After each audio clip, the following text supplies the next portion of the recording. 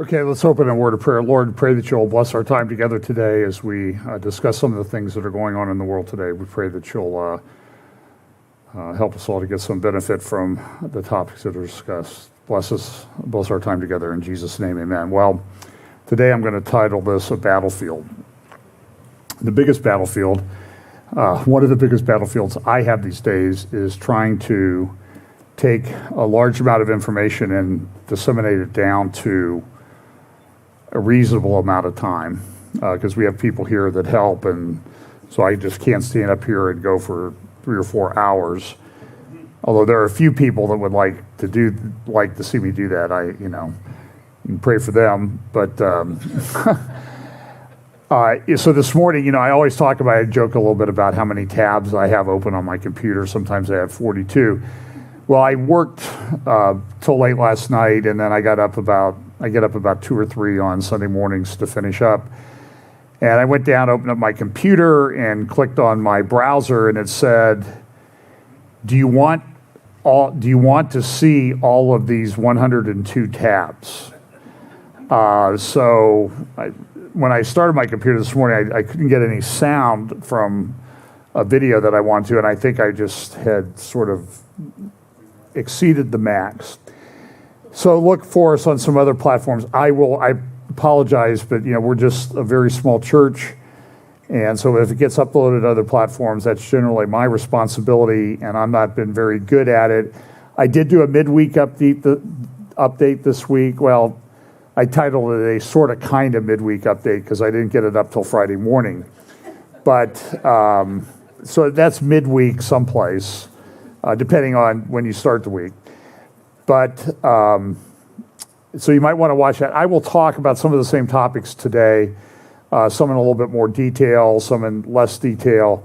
So that one was only about 43 minutes, so if you want a shorter version than that. And by the way, if you don't like the long updates, you can always go if you're on YouTube, there is a little settings button that you can click, and it will allow you to adjust the speed. So you can ramp it up to like 1.5 or 2x speeds, or slow it down if you want. If you want a 4-hour update, you can slow it down, and you'll get close to that.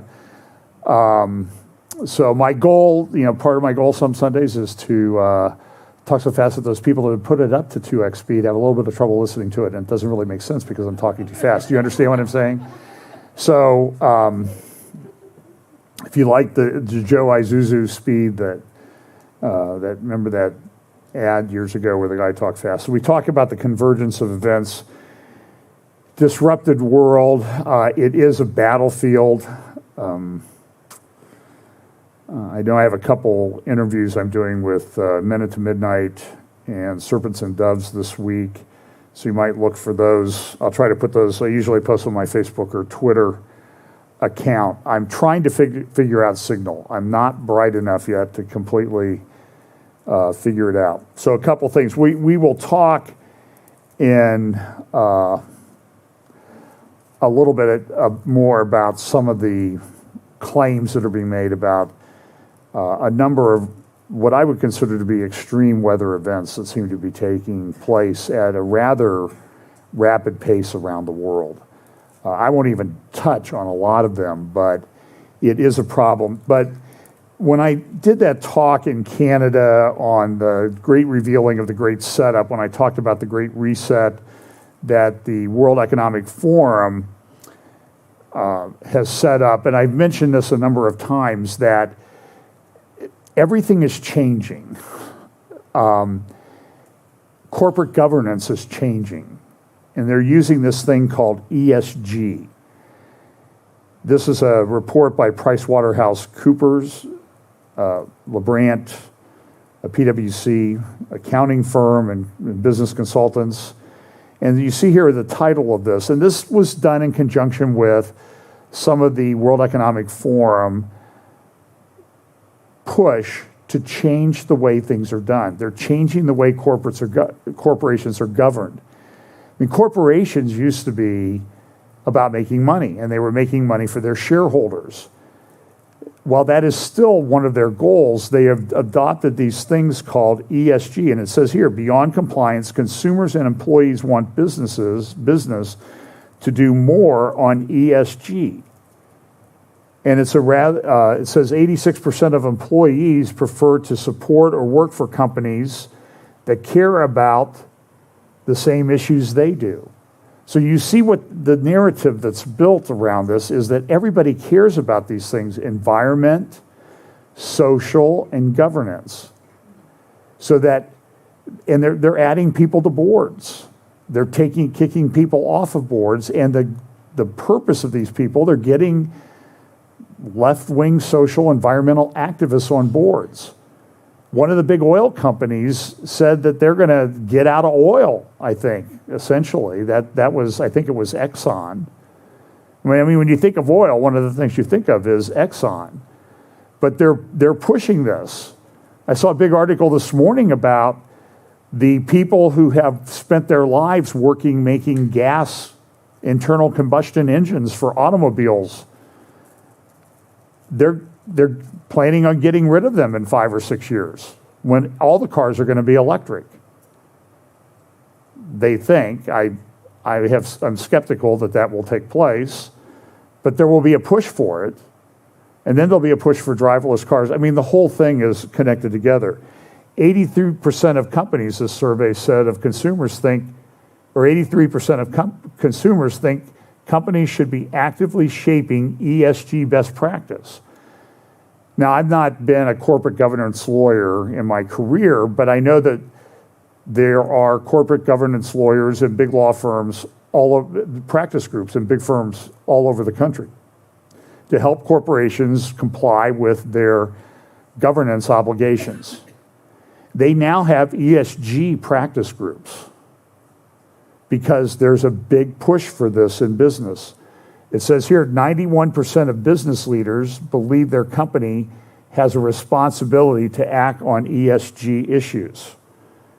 So whether they want to or not, and so all the corporations are going, for lack of a better term, woke.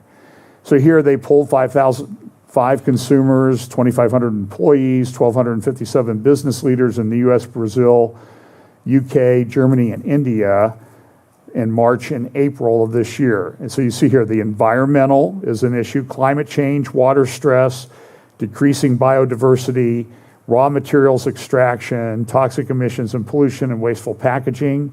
Social, improving racial and gender, D&I, diversity and inclusion.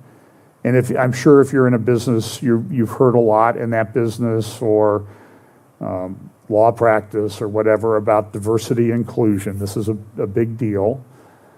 And there are whole charity boards now that are pushing what they're about is not so much the purpose of the charity as the diversity and inclusion aspect. Confirming worker health and safety, access to health care, providing worker education and upskilling, and then governance. Looking at issues about widening pay gap between executives and workers, engaging in political lobbying and donations, increasing board diversity, avoiding corporate taxes, which seems to be what a lot of corporations try to do. And I believe that they should not have to pay any more taxes than they have. So you can see that these surveys, ESG commitments are driving consumer purchases and employee engagement. And again, all of this is coming out of this Great Reset thing. This has been part of the Davos World Economic Forum agenda for quite a period of time. And they ask consumers, I'm more likely to buy from a company that stands up for environmental, 80%. So you see that this has become a big narrative. How can companies make progress? Business leaders say we have social responsibility, roles report directly to the CEO. And here, this is why I mentioned the narrative at the beginning. Do you see here what it says? What businesses can do to act on ESG? Tell a cohesive and balanced narrative. This is a very, in many respects, postmodern approach to things. People are concerned about the narrative, and the narrative becomes true. Whether it's true or not, it's a story that makes me feel like it's true. This is a postmodern approach to, this was going to kill theology. Leverage ESG reporting to tell your story. prioritize the right ESG actions, lead on climate change. Okay, so you see how they went from acting on ESG, now it leads on climate change. And we'll talk a little bit more about everywhere you look now, there is this thing about climate change. Tackle diversity and inclusion as a business issue. And so this push that you see here in this PwC report comes from the World Economic Forum in conjunction with the UN Sustainable Development Goals, the SDGs, which started out as, Agenda 21, Agenda 2021, and Agenda 2030, and the 14 or 15 SDGs or 18, however many there are, the development goals.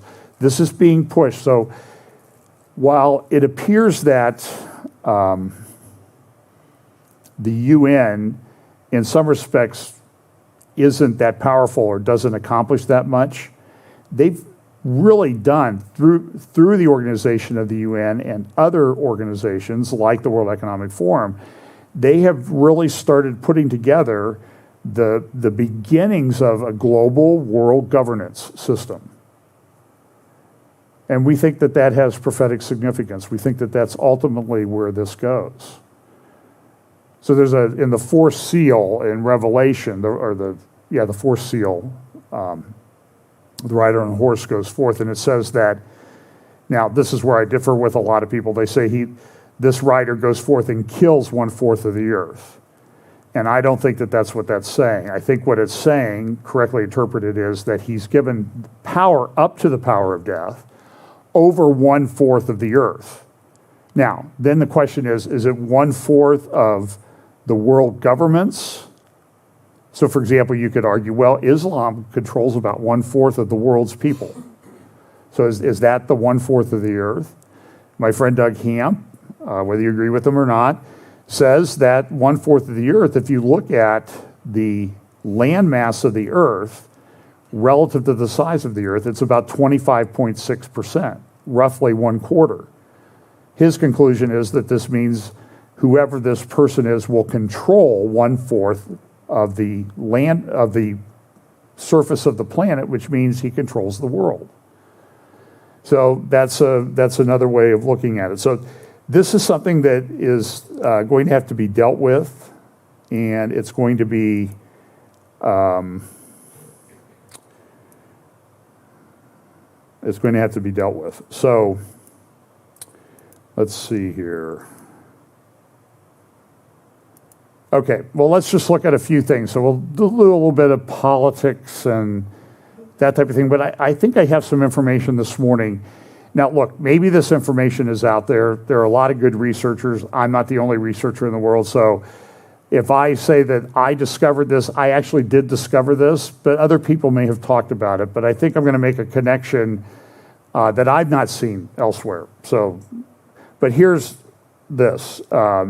Sean Spicer used to be White House press secretary for a short time under the Trump administration, said this in response to a tweet or an article at Reuters about how AOC had gotten into political merchandise. She's selling T-shirts and banners and that sort of thing to make money, to raise money for her socialist agenda.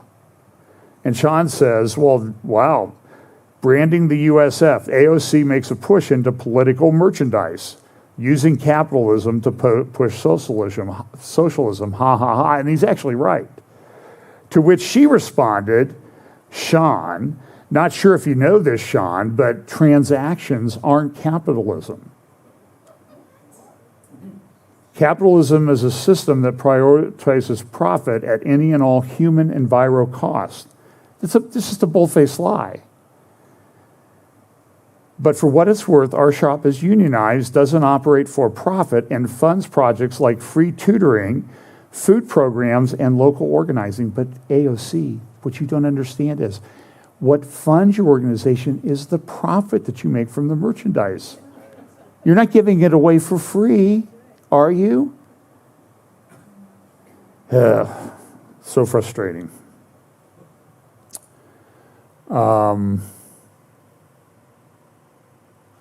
Okay, this is going to be kind of jumbled up a bit.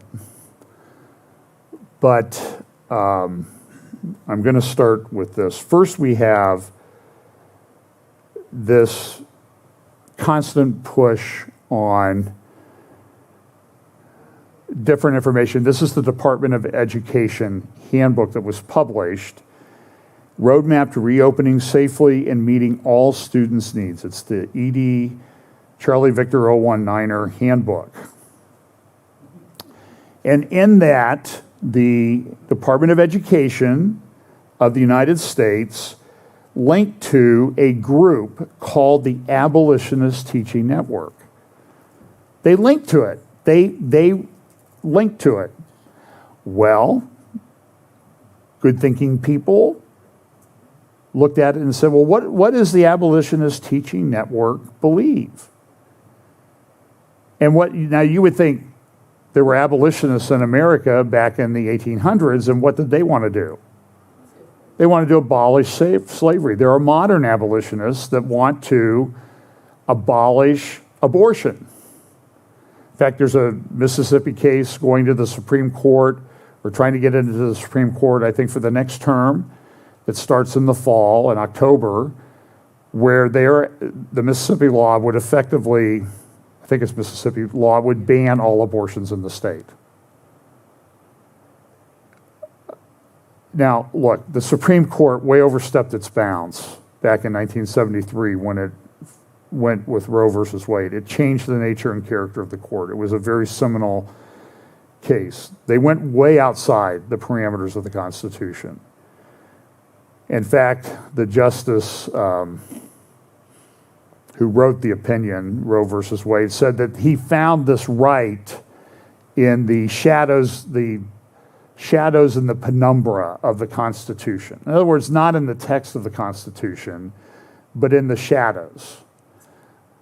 Well, that was a pretty big shadow that he opened, a big can of worms that they opened up with that case. And the problem with that case was it took away, it was an issue that should have been decided, like a lot of moral issues in our culture, decided politically. You always hear this, you can't legislate morality. That's all that law does, is legislate somebody's version of morality. I used to joke I have a friend who's a lefty, good friend, long time. And I used to joke with him that the difference between conservatives and lefties is that conservatives will support a charity. The difference is you want to make me support your charity through taxes. Well, he didn't like that much, but I thought it was true. But it's a political issue, and so what's happening, and I've even seen some liberal blogs saying, we've really gotten into some trouble in our country because we've taken political issues and turned them into court issues when they shouldn't be court issues. So even if Roe versus Wade is overturned, it's going to become a big political fight. And you're going to see political fights in every state about whether that state's going to allow a right to abortion. Right now, it seems that the support is pretty strong, and I don't know that there will be that many states that will do like Mississippi and try to ban all abortions. So just know that even if Roe versus Wade is overturned, that doesn't mean that the issue is won. There's going to be a big fight. The only way to get the issue decided nationwide is a constitutional amendment in my period. But back to this education, Charlie Victor 019er handbook about reopening and abolitionist teacher network. Well, some people found out what they want to abolish is they want to tear down the whole education system. This is a very Marxist left-wing thing. I mean, I watched some of their videos. You can get on their website and watch them if you like to. Well, it's sort of like, you could go run 20 miles or you could watch these videos and get your heart rate up. So here's a little thing on Fox talking about, the Biden administration, the Biden administration, and believe me, I think there's no way that you don't call it the Biden administration or Obama's third term. But they got caught. So what do they do when they get caught? Well, like when you shine light in a kitchen where there's cockroaches, they run to the shadows. And they're like, oh, no, we didn't mean anything by that. We didn't really support what these people did. In other words, what are you going to believe? What you can read on paper, or believe your lying eyes, or what I tell you? So here's a little report on Fox about that. The Biden administration walking back ties to a group pushing controversial teachings about race in 13,000 public schools. The Department of Education saying it does not support the Abolitionist Teaching Network, the ATN. That's a radical activist group that encourages to, quote, disrupt whiteness. Republican Congressman Byron Donalds telling us yesterday the group's agenda has no place in the classroom. I do not stand for is this thought process that the country is irreparably racist and that white people are irreparably racist and there's nothing they can ever do except become anti-racist. It is not going to help our country become the more perfect union, which we frankly already are, if people would stop actually trying to demonize our past. Let's learn about our past.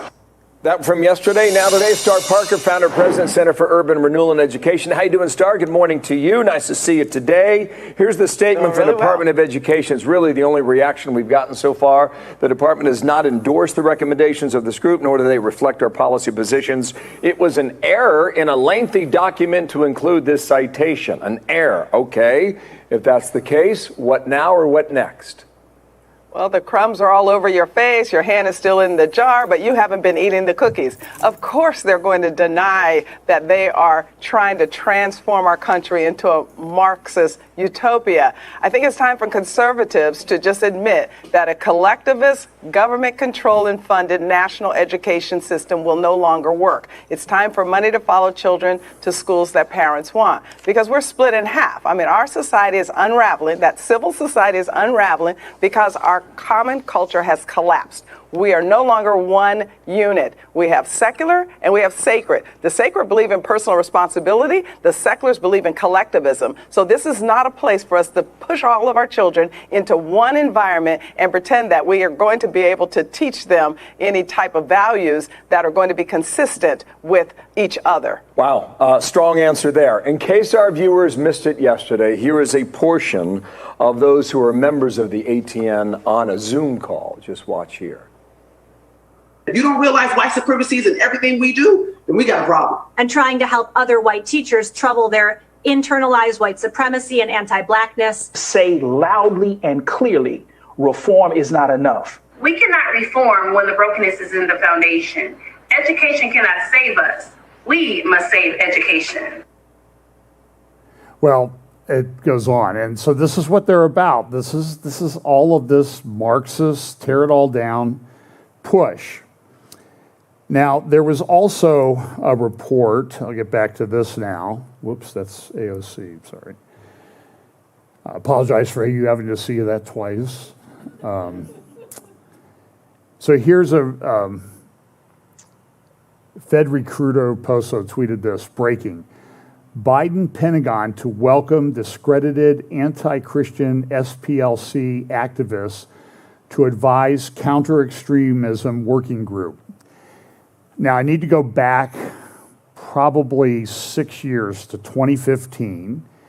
There was a seminar that was run by the Department of it was run by a group, I can't remember the name of the organization, at Georgetown University. It was funded by private money. It was either Georgetown or George Washington. You can find the videos. And they had a working group of people that were going to work together to find extremists. It was the Department of Justice, and there was an assistant attorney general there who spoke. Don't remember his name either. And there was one of the, I think, lawyers or heads of the SPLC, which is the Southern Poverty Leadership Conference. And what that Obama administration was doing was taking information that came from the SPLC and using it to formulate policy to identify extremists. And you need to know, and I'm sure you know, that the SPLC identifies racist, supremacist groups like Pass the Salt Ministries, Dave Daubenmire out in Newark. Linda Harvey here, I can't remember the name of her organization, here in Columbus. The Family Research Council. And it had an impact. If you remember, they identify these hate groups at the Southern Poverty Law Center, which, using poverty in their name when they have hundreds of millions of dollars in reserve, is kind of a joke. They're well funded. They have a lot of money. And so what they were doing with the people in the Department of Justice was setting up policy to go after extremists, as identified by the Southern Poverty Law Center. Now look, the Southern Poverty Law Center identifies some supremacist groups and even some Islamic groups as extremists. But they go way beyond that and pull in anybody that they think is a religious conservative who might be opposed to certain principles. And remember, back in 2015, this is when there was a big decision coming out of the Supreme Court called Obergefell that effectively said same-sex marriage is a right. Now, you can look at the Constitution of the United States to see if there's anything in there about that. You will not find it. Again, this is one of those shadows and penumbra of the Constitution decisions that have really radicalized American law and got off into, well, so they just take the issue off. They say, well, it's a constitutional right. You can't legislate about it. Remember the big push, Proposition 8 in California? Talked to some of the people leading that. They worked really hard. They won big when it went up to a vote of the people of California to support same-sex marriage, or to support traditional marriage. And then a judge in San Francisco overturned it. And I remember I was with one person the morning after that decision. It was distressing, to say the least. So now we had this happen in the second Obama administration. Now we're having this happen again in the third Obama administration, or the Biden administration, if you want to call it that. But if you're going to call it that, based on some of the things I saw happening from the figurative head of the Biden administration this week, you better do it quickly. Do you understand? I'm shocked. Now I'm going to start talking like him. I'm going to sputter and wander around and get off my notes. It was incoherent what I saw this week. I mean, I don't like seeing it. Because people in the world leaders see that. What do you think they think of that? And they wonder, like, well, who's in charge, or is anybody in charge? Well, I'm going to do whatever I want anyway. But here they are, Biden Pentagon, to welcome discredited anti-Christian SPLC activists to advise the counterterrorism working group. And so here are some of the, look at the advocacy groups that are involved in this, the NAACP. You see here, Ms. Alicia Brooks, Chief of Staff, Southern Poverty Law Center, Southern Poverty Law, General Counsel First Liberty Institute, ADL, Anti-Defamation League, the Brennan Center, Engage, FBI Agents Association, Leadership Conference, and then Memory, which Memory is a pretty good organization. So they are now coming out, and one of the things that they're doing is they have hooked up with a group called Moonshot CVE. I believe, and you see here, there's a joint report issued late last, I think it was on June 30th, by Moonshot and the Anti-Defamation League, White Supremacy Search Trends in the United States. As I researched this, Moonshot CVE is, I believe, a United Kingdom-based organization.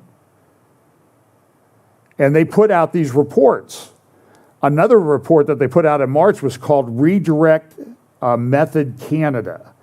Now, what that report was talking about was that when people go to search engines and type in phrases, if they're, say, in what they define as white supremacist, extremist, that type of organization, includes a lot of people that aren't,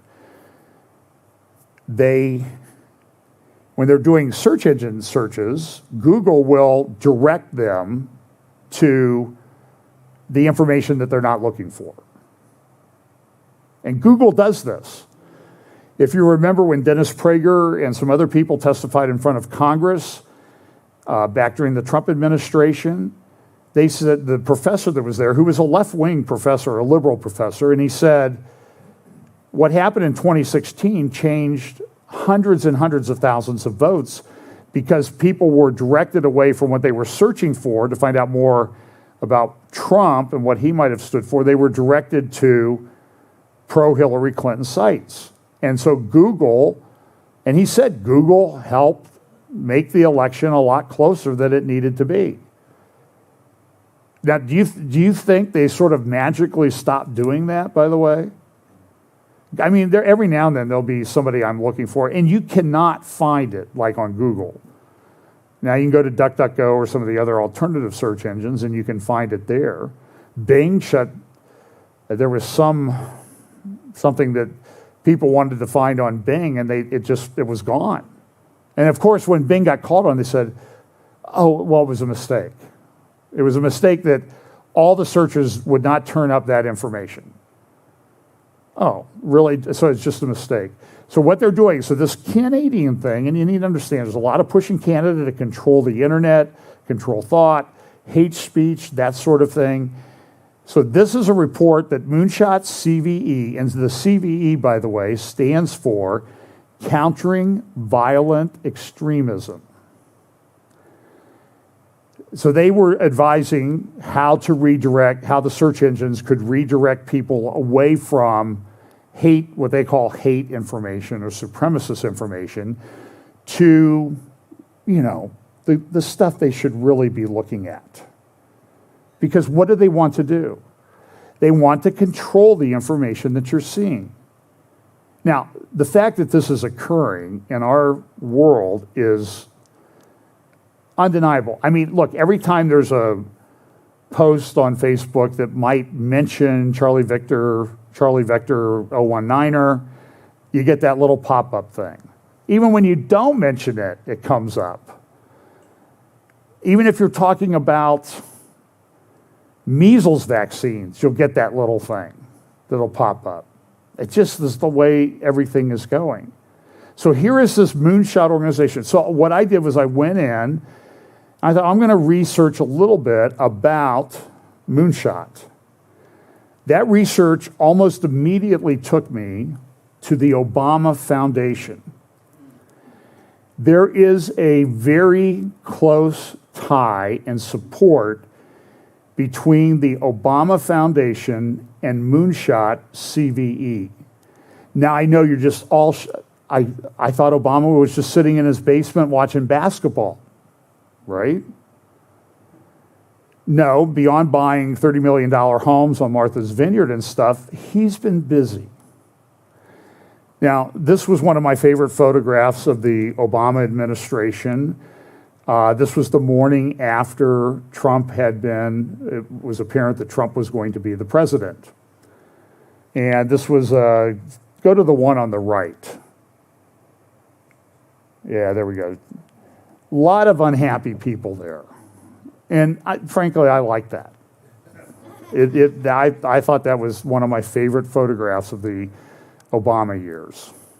And you might recognize the person who is now the Ministry of Information, Minister of Truth, and heads up the White House press office, the truth and not misinformation part.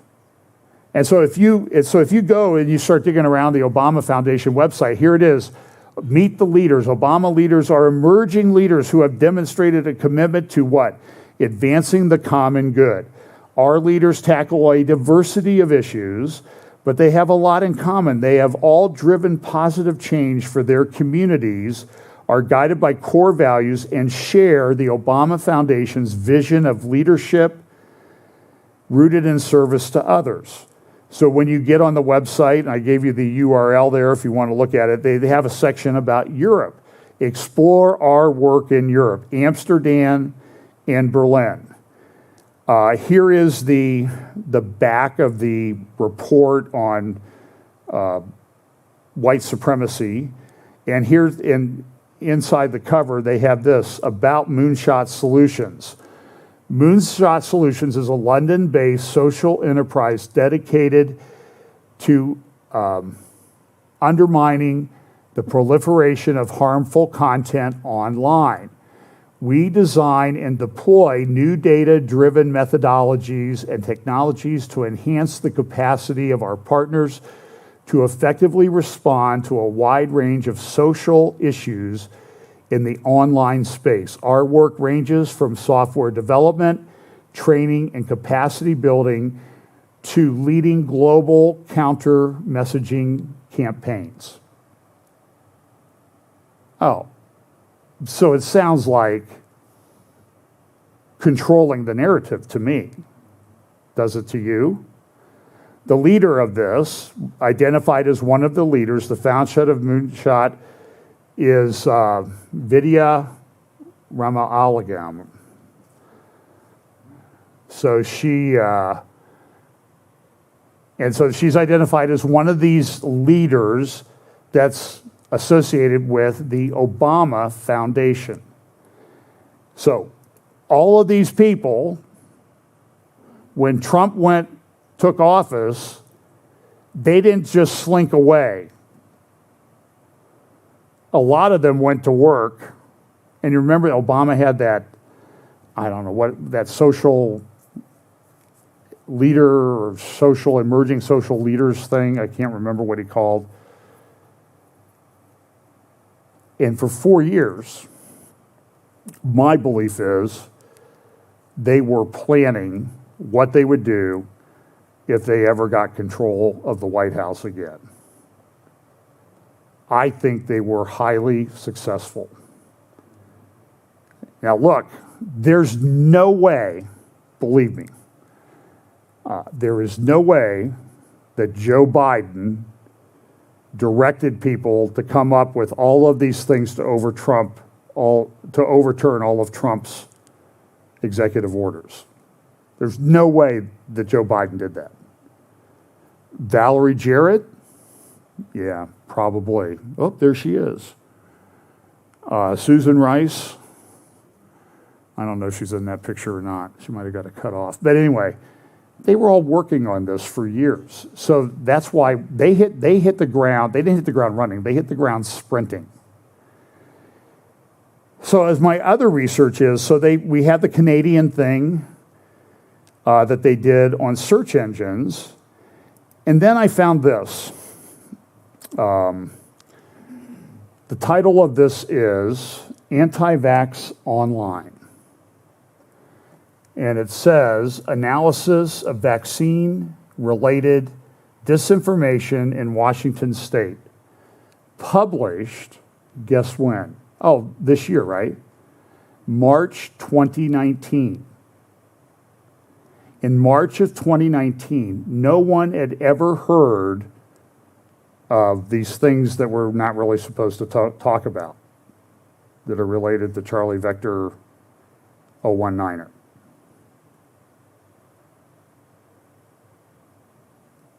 This is a publication of Moonshot CVE. And if you read through this publication, they talk about other interests of the anti-vax audience.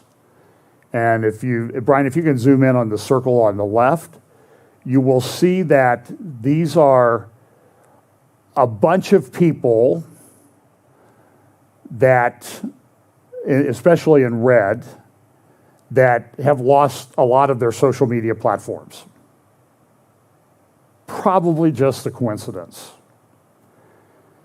Also on the right page, it talks about the response from the media companies. And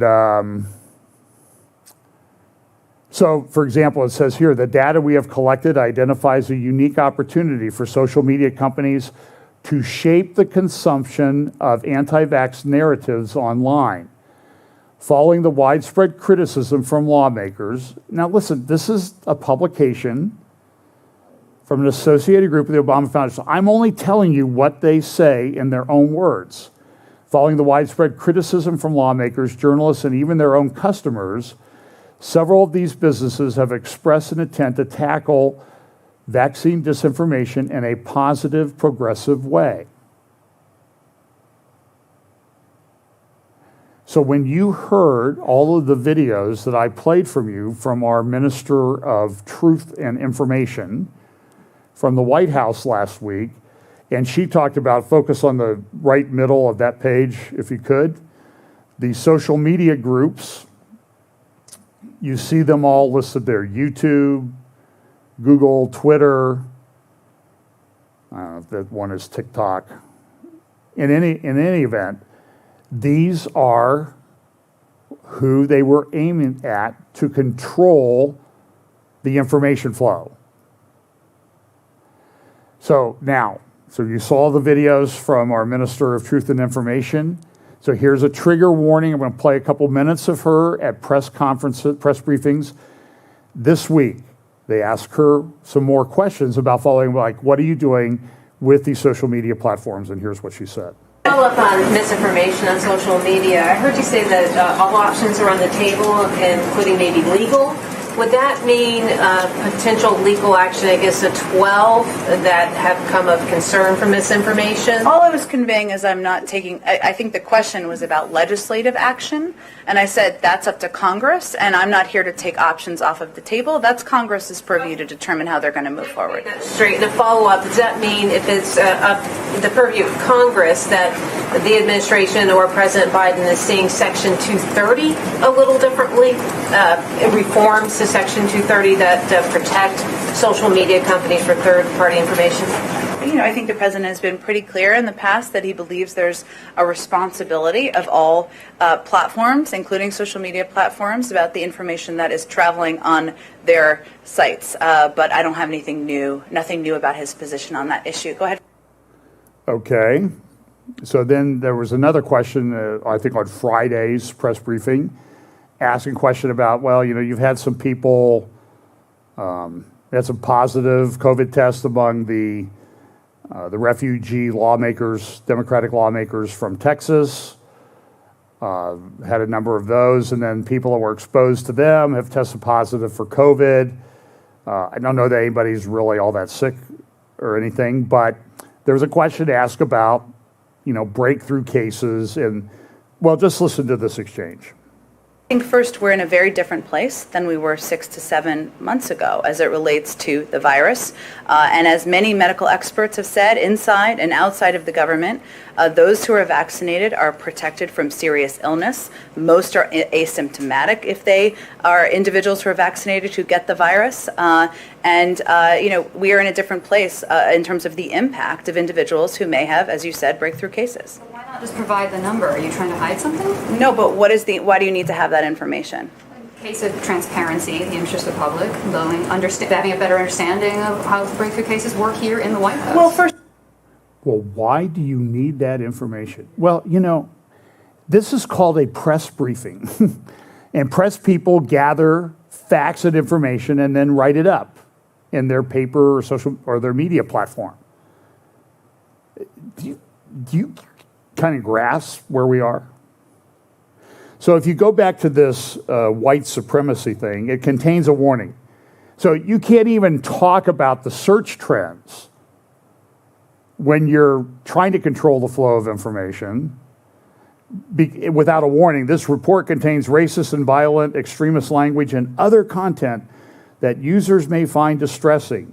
Protests in opposition to state lockdowns and other measures introduced in response to that thingamajiggy also provided opportunities for extremist movements to mobilize and engage with wider swaths of the public around shared grievances. While anti-lockdown protests were not related to white supremacy on the surface, these movements began to overlap in their joint opposition to the BLM movement. Election rigging were repeatedly co-opted and reinforced by white supremacist groups. So do you see what's happened here? This is they're making it up. I'll probably get a visit from the FBI, but so be it. I know people who were in Washington on January 6th. They didn't go anywhere near the Capitol. They've been interviewed by the FBI. They attended a rally. The rally did admittedly get out of hand, and there were things done that were just horrible and awful and shouldn't have happened.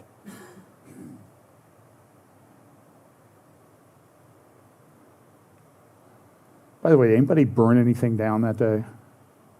Just asking the question. So you understand now what they're doing is they're taking this and they're running it through their little filters, and now they've come up with this big narrative, and you're all at risk. So the truth, and so if you do a search on this topic, you are white supremacist, according to this report. The truth about Black Lives Matter. This search suggests that the BLM movement has nefarious motives and is a disinformation narrative perpetuated by white supremacist groups to weaponize anti-BLM sentiment. Believe me, in the background, the report, if you complain to your school board about CRT, you're one of them that the CV thing is looking at. Do you understand? We have gone so far down the road in this country. I'm concerned about it. Okay? Look, I know, I read the Bible. I know that persecution is coming. Persecution has been the sort of the general thing that's happened to the church in 2,000 years. I get that. But that doesn't mean I don't want to protect people from information that might not be correct. And we should be about the truth. I don't think this is about the truth. This is about building a narrative to go after people. And here are the top 10 sub-themes within anti-Black and anti-Semitic search traffic tracked in July and August of 2020. Anti-BLM, Jewish world domination conspiracies. And look, some of these are things that, I think the people that follow this are, crazy conspiracy theorists. As I said, I only believe the conspiracy theories that are true. I'm very, very focused on that. General anti-Semitism, Holocaust denial, pro-slavery. I don't know anybody in this country that I have ever met that is pro-slavery. Do you? You may answer yes or no, I don't know anybody. Do you know anybody? No. Criminalization of Black Americans. More about that one. Anti-Black incitement to violence. General anti-Black, and then Anne Frank. That's one that'll really identify you as an extremist. Now back to this criminalization of Black Americans. There is a new report. It is an official website of the United States Government Department of Justice. And you can watch evidence-based theory and research on community violence intervention. See, it's an official website of the United States government. And it says this: in April 2021, the Biden-Harris administration, AKA the O'Biden administration, or Obama's third term, announced historic investments in community violence intervention efforts to combat the gun violence epidemic. As part of the administration's efforts to support communities seeking to implement or expand CVI efforts, subject matter experts will present CVI-related topics in a series of webinars. This is a joint effort of the United States Department of Justice, the United States Department of Health and Human Services, Department of Housing and Urban Development, Department of Labor, U.S. Department of Education, and the White House Domestic Policy Council. In other words, just about everybody in the administration is contributing to this. Here's one of the slides from one of the community violence intervention, leveraging social and structural factors to understand and prevent community violence. This guy from Vanderbilt University. Now, Carol Swain, who's a good solid conservative, they tried to get rid of her at Vanderbilt because she was conservative. But if you see here, now here is this guy's theory as to how community violence, gun crime, propagates itself in inner city neighborhoods that are in many cases largely black.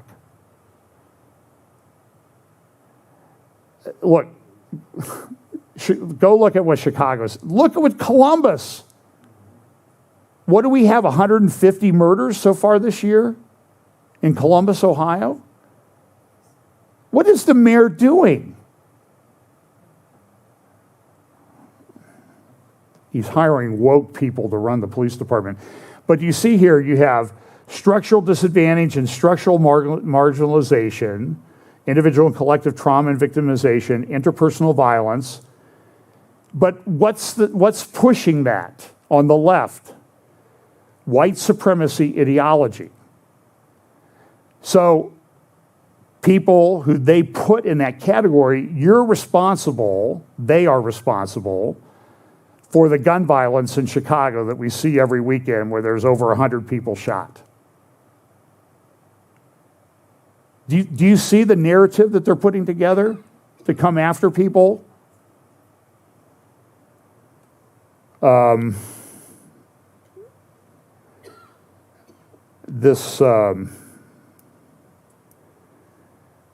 article, and just give you sort of an example of how this works with people on the left.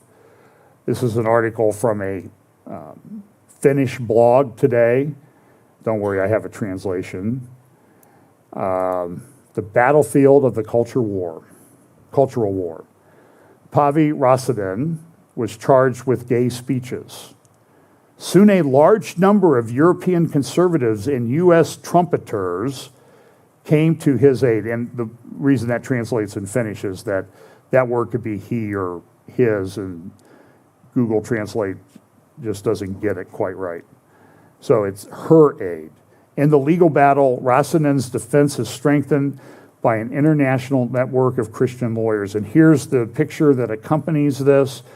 You see to her right, your left, Tony Perkins from Family Research Council. You go down there a little bit further, you see Billy Graham. And then you see the people with, they've got the gavel for law thing. Then there's a peace dove that must represent the people on the left, obviously. And then you have the Bible, and you have the megaphones that are shouting things. So this is what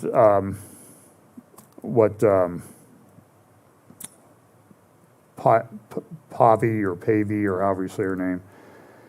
He said this: the article mentions Trump a dozen times in the story, who has nothing to do with my case.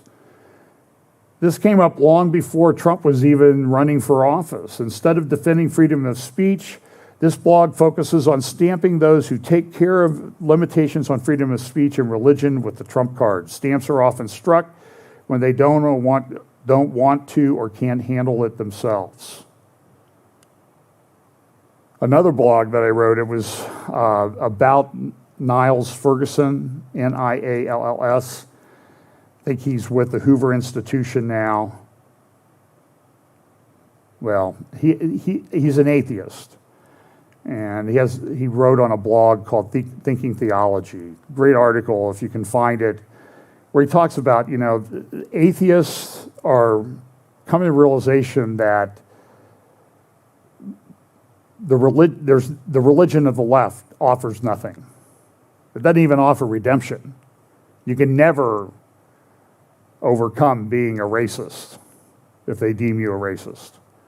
And the whole cancel culture thing that goes about it. And so there was another article that I read about, talking about the article. By the way, Ferguson is married, I believe his wife for the last 10 years has been Ayaan Hirsi Ali, from the Somalian former legislator in the Netherlands, who had to flee the Netherlands because people around her were getting killed. But Douglas Murray, it talks about Murray, who was raised as a Catholic, I think, but left the faith, and I believe he says he's a gay man. But Doug Murray wrote a great book called The Madness of Crowds. Murray believes that Christianity is essential because secularists have been thus far totally incapable of creating an ethic of equality that matches the concept that all human beings are created in the image of God. In a column in The Spectator, he noticed that post-Christian society has three options. The first is to abandon the idea that all human life is precious. Another is to work furiously to nail down an atheist version of the sanctity of the individual. And if that doesn't work, then there's only one other place to go, which is back to faith, whether we like it or not. He said this: the sanctity of human life is a Judeo-Christian notion which might very easily not survive the disappearance of Judeo-Christian civilization.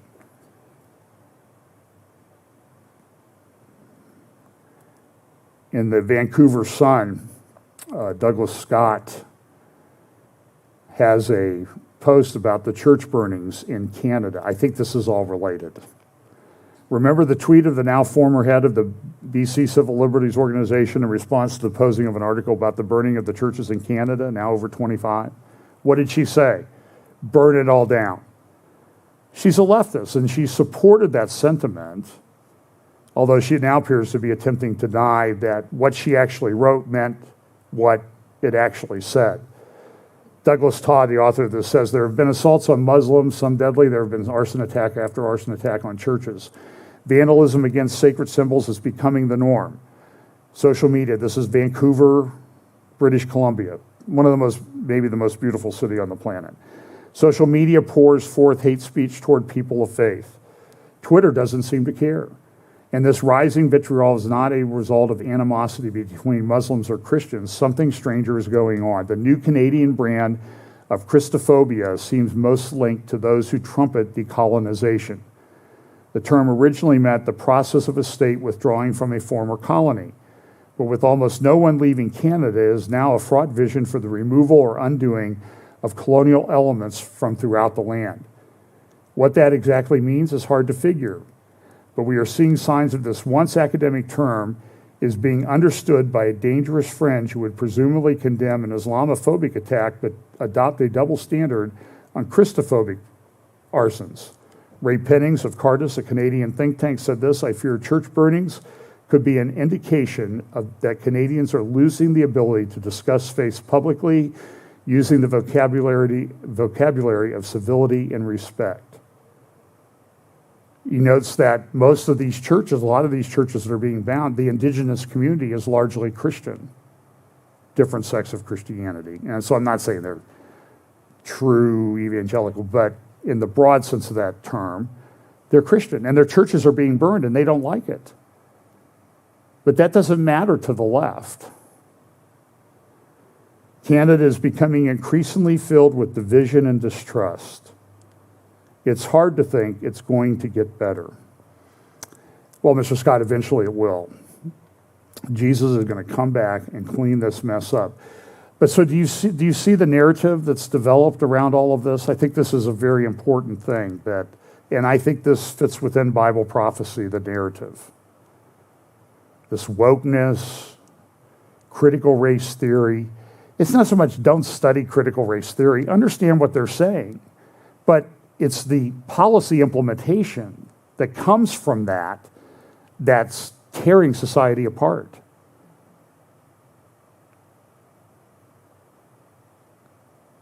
And the Ministry of Information and Truth doesn't care about that at all. We'll tell you what to believe. Remember what the New Zealand Prime Minister said? If you want information, you come to us, don't trust anybody else. Now, they haven't said that at the United States Ministry of Information and Truth, but you know it's coming. And so now do you see how this whole big picture fits together? And there's sort of a pivot point, I think, around a lot of it.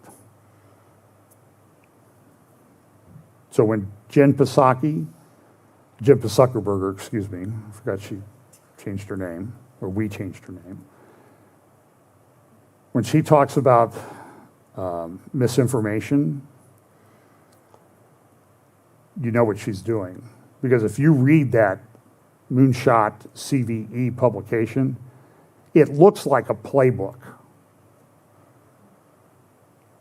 that somebody's been planning if they ever get the chance to implement. Okay, so let's look, and that took way, way longer than I thought it was going to take. So big surprise there. I mentioned this in my midweek update, that The Guardian has had a series of articles Monday, Tuesday, Wednesday this week. Some of it's available online. I have a subscription access that I can get a lot of these newspapers. And there was an Israeli company called NSO. NSO devised for lack of a better term, hacking software. The Israeli government determined who would get access to that software, and there were pretty strict rules about using it.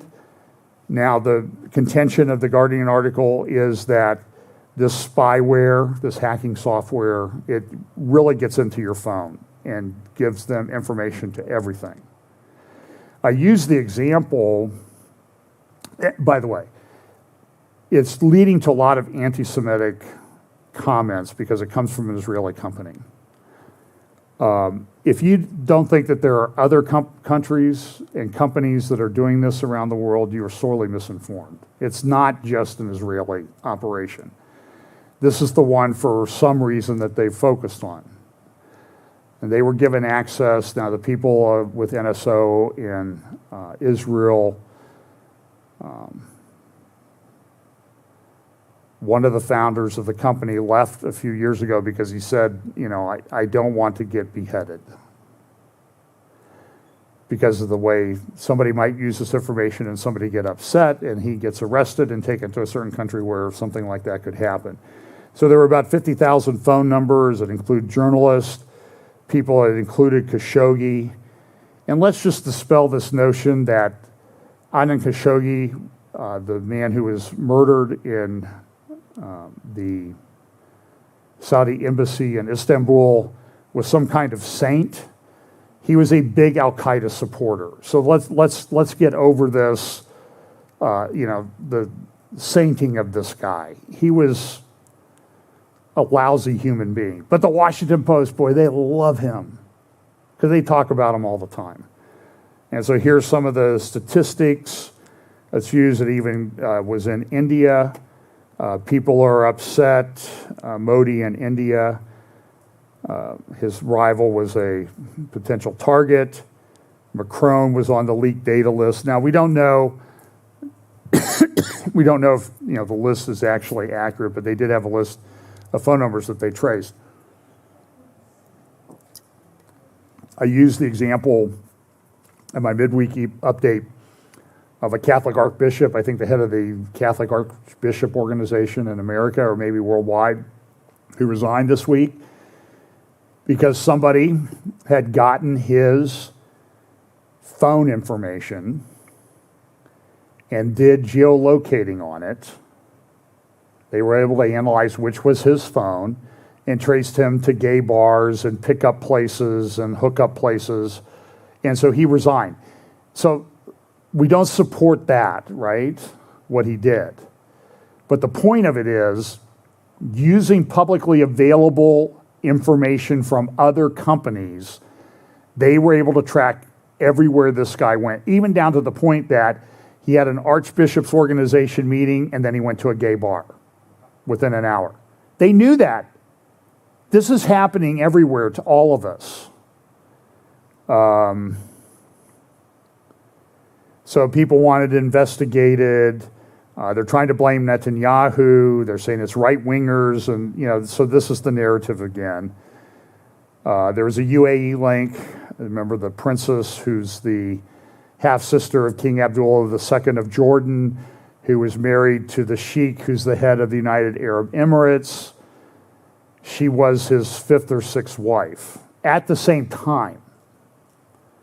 As I said in my update, it's always that sixth or seventh wife. You can manage the first five, but when you add that sixth or seventh one into the mix, it just really gets a little bit messy. And so she fled to England with the kids, and then it was also revealed he used, they believe, this spyware to locate his daughter who had fled just recently, just in the last month or so. And she was picked up off the coast of India by a squad of Indian commandos and returned to the United Arab Emirates. So he's the sheikh that runs Dubai. But he's sort of the big, like 7 sheikdoms that join together to form the United Arab Emirates. Abu Dhabi's another one, Dubai. So he's the one that's head of Dubai, which is tremendous development over the last 40 years. Just incredible building and just amazing. So Amazon took down some of the Pegasus ability. It's probably more complex than I know. Here's an article. The firm whose spyware can spy on the world. Global revelations, global shock. This is the head of the NSO. Here's an article in Israel Hayom on Friday talking about that. Here's even in the Times UK this morning. Naftali Bennett came out and said, look, we have to use this stuff. Do you understand people are after us? So, as this article in the Times says, Times of London, all the bad guys love the newsy. Now Israeli cyber spies are the autocrat's weapon of choice. So this is kind of a big deal. Let me switch over to South Africa for just a moment.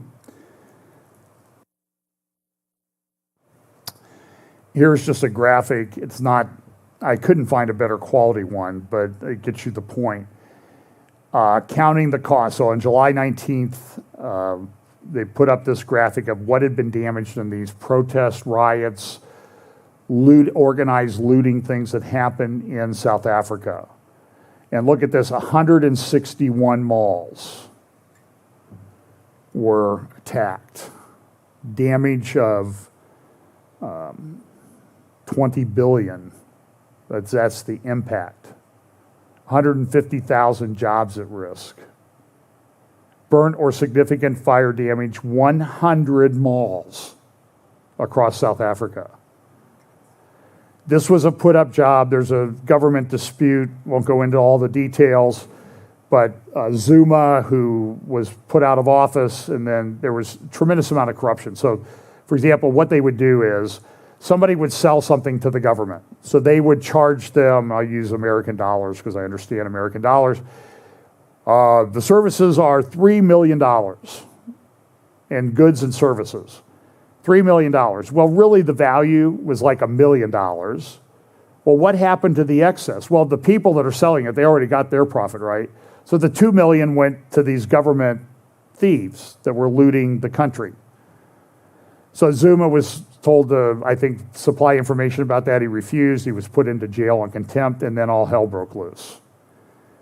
So South Africa has, it appears that they've kind of weathered the storm, but I've seen videos of this. People in South Africa that watch these updates, they've sent me videos, and I should probably use them sometime.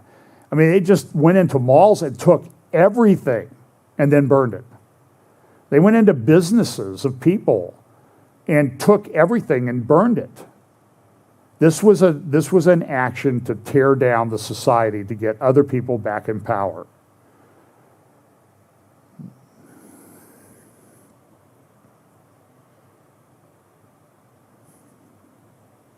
Okay. Let's see here. Well, I've been talking a little bit about the slow death of Lebanon. I meant, go watch my update. Lebanon is going through one of the gravest economic depressions in modern history. And while things seem to have calmed down, the nation of Lebanon is on the verge of collapse. We also have this report that was in Israel Hayom about Zarif, who put out this paper information to people saying, hey, these are all the concessions that the United States government is going to make to us. Now, one way of looking at that is, this is the way the Iranians negotiate. They put out things that say, this is what you've said. When you've not said them, then you spend all your time trying to refute what they've said you said. And in the meantime, the Iranians walk away with like, well, that's what I heard. I mean, this is what we want anyway. And we thought we were near an agreement. Or it could be that the Biden administration is really that stupid that they are making these type of concessions. And given the way they act and what they've been doing on the JCPOA renegotiations or negotiations to reinstate that, and what they're giving up on, they're removing sanctions from all these organizations in Iran. Even I hear the Ayatollah Khamenei will be removed from the sanctions list, as will the Iranian Revolutionary Guards. And then the question becomes, and then the Iranian Atomic Energy Organization. And that's whether they agree to the new JCPOA or reinstating the JCPOA or not. Who's running the show? It seems like there's somebody that really wants this JCPOA to come back because this person thinks this was the great achievement of the second Obama administration. That's just my speculation. I could be only 98% right on that. I'll acknowledge that, I'm not perfect. Let's see. So Iran is using the turmoil in Syria and Lebanon to further its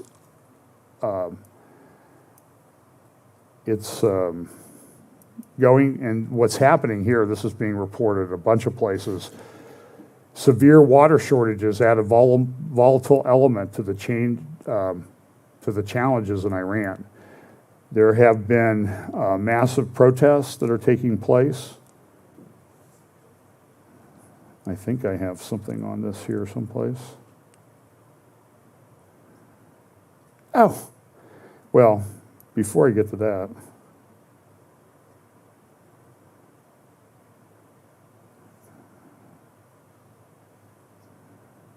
here's a tweet with a video of some of the protests that are going on in Iran. 17 cities across the country. Even the Ayatollahs come out and said, well, there's water problems. We're going to release water from the dams. It just seems that the Iranians are very finicky about having water. And they don't like it when they don't have it. Here is the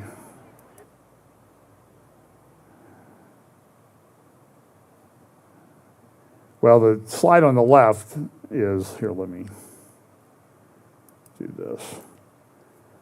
The Lebanon water system, this is water problems there. Jordan has them, Lebanon's having them, and they're more severe, it appears, than they have been in the past.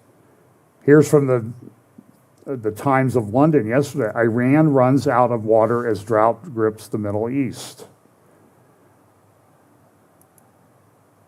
At least 8 people have died in recent protests, which started in Khuzestan, the southern province, which has suffered some of the worst effects, according to Amnesty International.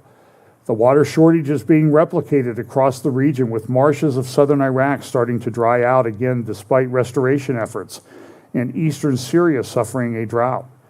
Now, this drought in Syria, this is what they had, like a 3-year drought back in 2008 to 2011. That led to higher food prices, riots that led to the Syrian civil war. The Iraqi drought in the southern part of the Euphrates River is there's a drought. That's one reason, but the other reason is Turkey has dammed up the Euphrates River, and they control the flow of the Euphrates River, so that there's a physical way today that the Euphrates could be dried up, which is prophesied in the book of Revelation. It exists. I've talked a lot about this network of dams that Erdogan has set up. This is from the Arab News this morning. You know, the water shortages are like pouring gasoline on the fire of the Iranian protest. Now I'm going to do one more thing. I will, because I think this is kind of important, and I'll keep it relatively short. Here is by the way, this is not the thing I was going to do. This is the bonus thing. ICBM silos under construction in China, 120 missile silos. China says it's a wind farm. Okay, show us the windmill, Mr. Z. Now, there was a thing in Jerusalem called the 7th Global Forum for Combating Anti-Semitism.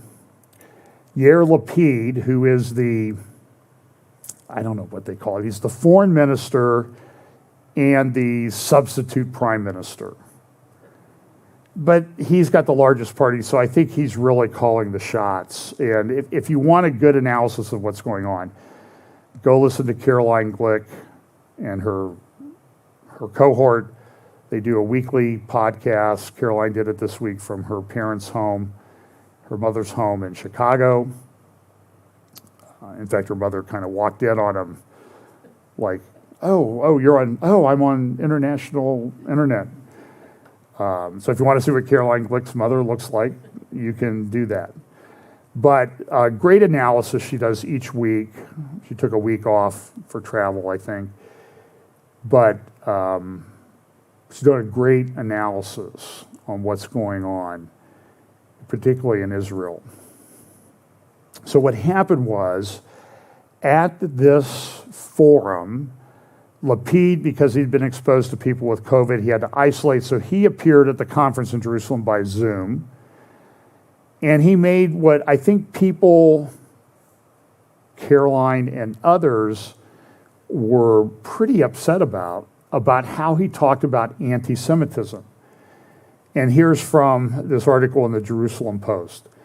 Foreign Minister Lapid said on Wednesday that anti-Semitism was a part of a broad family of hatreds, and that anti-Semites start by attacking Jews, but always move on to focus their hate and violence on other groups as well. During his address, the foreign minister related a story about his father, who told him about his experiences during the Holocaust, and asked him how it was possible that a person became so full of hate, prejudice, and venom that they wanted to kill a young 13-year-old boy. He asserted that anti-Semitism was akin to other hatreds, and such as ones held by those who participated in the slave trade, the Hutu massacres of the Tutsis in Rwanda, and Islamist extremists. Anti-Semitism isn't the first name of hate, it's the family name, the foreign minister said.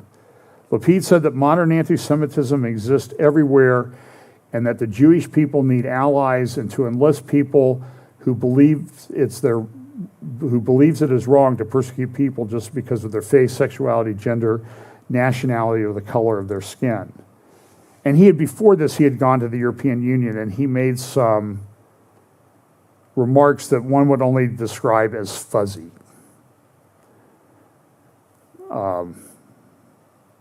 Gowdy, the guy who does the things with Caroline, he said, I think that Lapid is a postmodern. He wants to feel good about what he says. And so he's willing to make what really ultimately become pretty enormous concessions.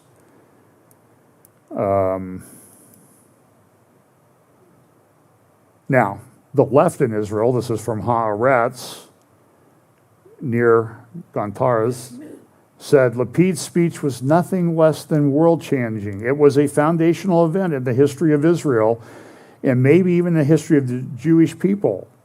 It is unlikely that Lapid thought about the significance of his speech before he gave it. Is it very similar to what Caroline and her co-host said on their show.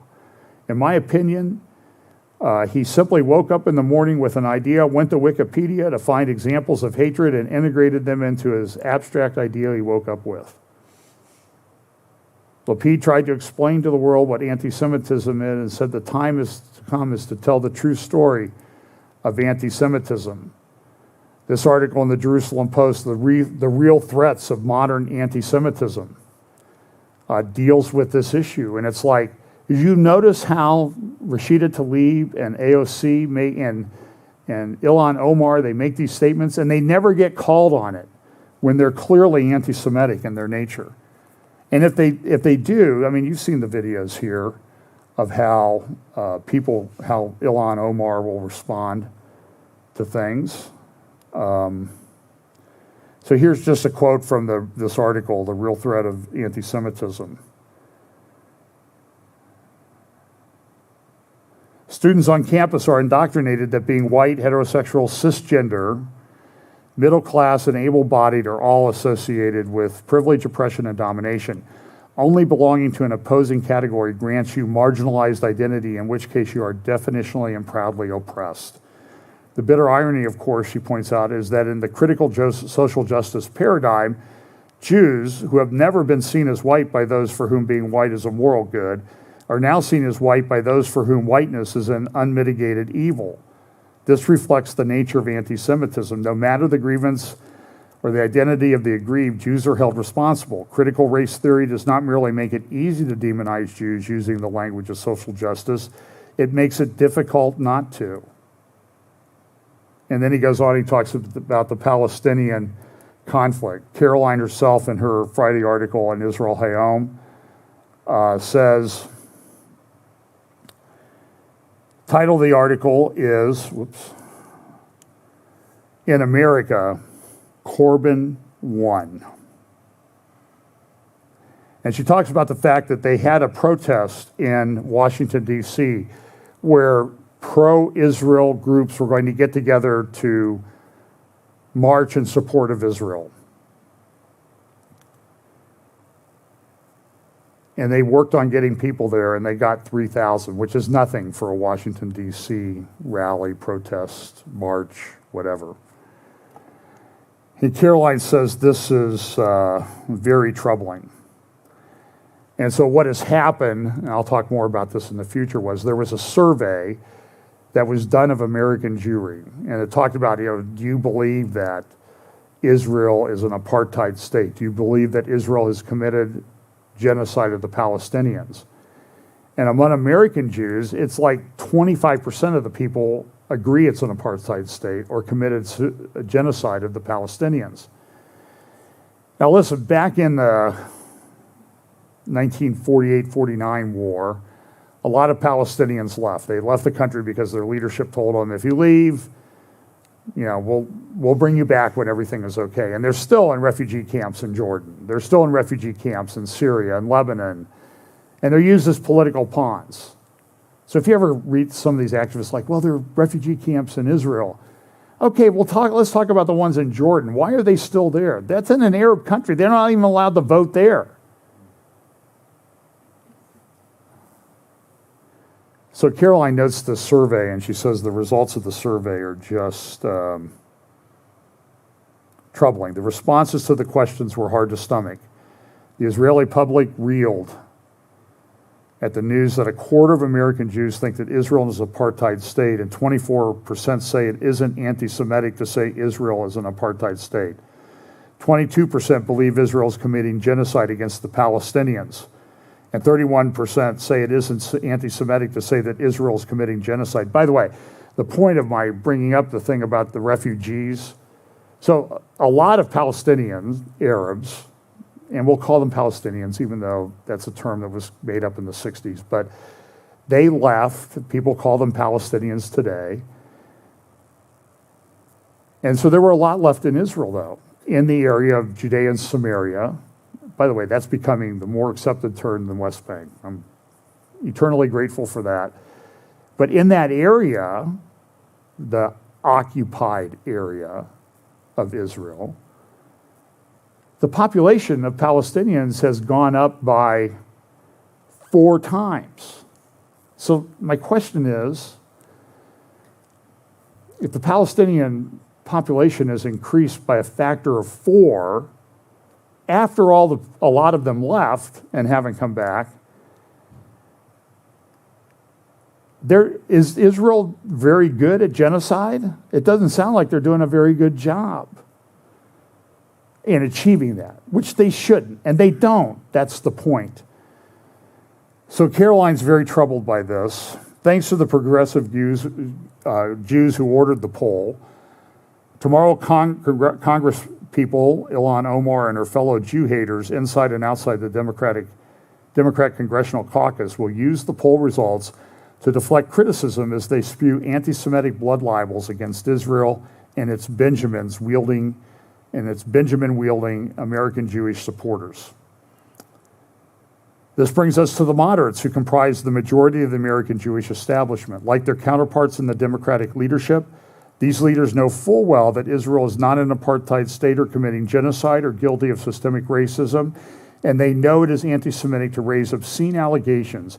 But like House Speaker Nancy Pelosi and Senate Majority Leader Charles Schumer, they won't fight progressives to defend the truth. They will remove Israeli flags from their synagogues, schools, Jewish community centers, and stages at rallies. They won't talk about Israel.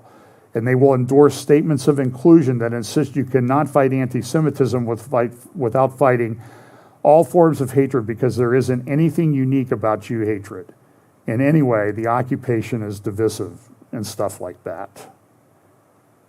They will repeat these incantations without realizing that they have adopted Jeremy Corbyn's lexicon. Corbyn, after all, defended himself from allegations of anti-Semitism by saying he couldn't possibly be an anti-Semite because he was anti-racist. The situation is even more complicated by the fact that many of the intersectionality crowd's preferred victim groups, including the ones included in the No Fear rally, they had these signs saying no hate, no fear. And they put out for this rally, one of the things that they did to get the rally organized was they put out a statement of inclusion, which kind of undermined the whole purpose of it. The credo of the American Jewish establishment requires Jews to side with groups that are victimizing and deliberately targeting them. Anti-Semitism in Britain didn't disappear with Corbyn's defeat. It has continued to rise just as it has in the U.S. All the same, the difference between the two communities is clear. When push came to shove, the American Jewish establishment stood up for the Jews, even at the price of turning its back on progressive intersectional slogans. Through its show of weakness on July 11th, as in its activities both before and since, the American Jewish establishment has demonstrated to friend and foe alike that in the U.S. the situation is reversed. While the progressive faction of the Jewish establishment promotes and abets anti-Semitism, the moderate majority has opted to give up the fight for Jewish rights without a struggle. I hope you can see all of these different lines of Bible prophecy and anything, the rising anti-Semitism, the isolation of Israel, the narratives that are being built about Christians and others in the United States, that if you're not on board with all of these ideas that we put forth, you're not just opposed, you're not the opposition, you're an extremist. And it's okay to come after extremists because they're, well, extremists. And we have to deal with those. The other interesting thing in Israeli politics right now is, this was a headline in the Jerusalem Post the other day, Prime Minister's office. This is what Naftali Bennett, or at the direction of Yair Lapid, whoever's running that show there, said Netanyahu's failings left Iran closer to the nuclear bomb. So what did we hear while Netanyahu was in office? And it's even come up in the press recently. Netanyahu was trying to get Trump to bomb Iran. Netanyahu is on the verge of nuking Iran. Netanyahu is getting ready to invade Iran. And now that the election's over, the Prime Minister's office of Naftali Bennett and Yair Lapid, the two-headed thing that's running that says, hey, we're in trouble now because Netanyahu didn't do anything. Well, I thought for years you've been saying he was on the verge of war. Now he didn't do anything. This is intellectually incoherent, and it is the intellectual space that the progressives in the world occupy at all times. What they say doesn't make any sense when you analyze it. And now one more story. Ben & Jerry's have decided to end the sale of ice cream in the occupied territories in Judea and Samaria. So I spent a while yesterday with Photoshop. I made up my own Ben & Jerry's ice cream carton, fully baked anti-Semites. And here we see, I think I have a bigger version of it, Brian. Here we go. And you know where it says Vermont's finest, Vermont's wokest, dollops of anti-Semitism mixed with gobs of self-righteous leftism. And where the fair trade thing used to be, I put the BDS stamp. So I think that's pretty good. So take a screenshot, share it. You can use my name if you want or not. But this is Unilever's stock, who owns the company, has gone way down. Amen. Hallelujah. And you can live without Ben & Jerry's.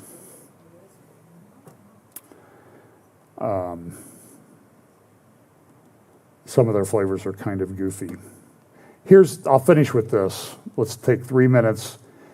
Look, this is all related to the anti-Semitism thing. So I'm not changing subjects here. I heard that out there. So this is what the International Holocaust Remembrance Association has worked for years and years and years to get this definition of anti-Semitism adopted around the world. Anti-Semitism is a certain perception of Jews which may be expressed as hatred towards Jews. Rhetorical and physical manifestations of anti-Semitism are directed toward Jewish or non-Jewish individuals and or their property, towards Jewish community institutions and religious facilities. Anti-Semitism is growing. Get Olivier Melnick's book on anti-Semitism. Boy, we got to get him back here. It's been probably 2 years. So he's been here a few times. You can find the videos on our YouTube channel. So here's a little interview on ILTV with Jorm Ettinger, who's done great work, particularly on the demographics. I think his demographic analysis is superior to almost anybody else out there. That, this notion that they can't have a one-state solution because the Palestinians will overwhelm the Jewish population, I just don't think is true. And he has good reason for that. You can read that on his blog. But he was interviewed about, what do you think about what Lapid did and how he kind of got fuzzy on this issue of anti-Semitism? Here's the interview. Speaking of international ties, Israel's Foreign Minister Yair Lapid continuing his meetings with world leaders in Brussels, Belgium. And while addressing the EU Foreign Affairs Council for the first time in over a decade, Lapid officially declaring his support for a two-state solution.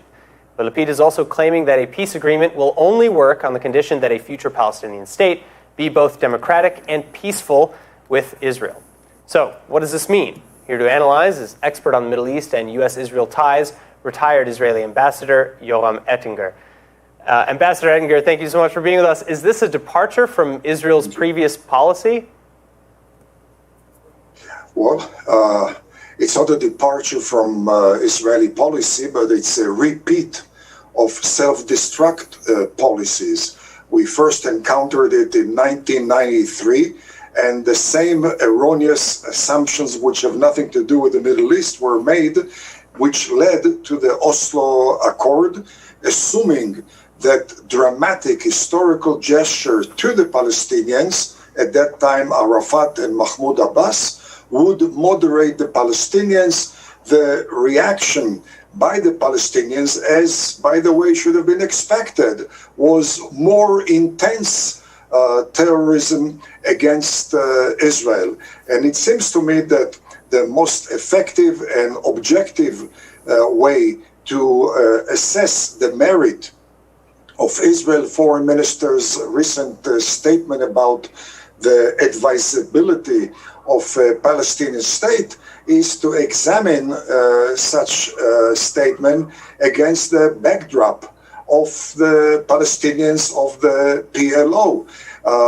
There is a reality in the Middle East where Arabs do not flex muscles other than their talk on behalf of the PLO. And the reason they don't flex their military or financial or political muscle on behalf of the Hamas Palestinians, PLO Palestinians, or any Palestinians is the fact that as far as Arabs are concerned, the Palestinians have been role model of intra-Arab terrorism, intra-Arab subversion, and intra-Arab ingratitude.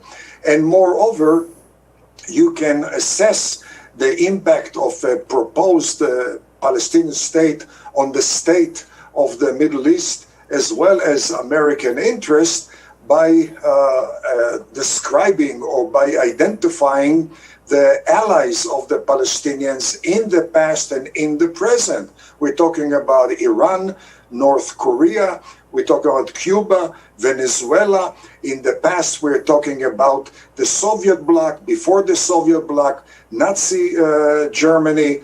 A Palestinian state in the West Bank would doom the pro-Western, pro-Hashemite, pro-US Hashemite regime in Jordan, would create a negative ripple effect from Jordan southward into the Arabian Peninsula, dealing a major blow to every single pro-American Arab regime, destabilizing the Middle East, and certainly a Palestinian state would be a very accommodating foothold for the Ayatollahs of Iran, for Russia, for China, certainly not for any Western or U.S.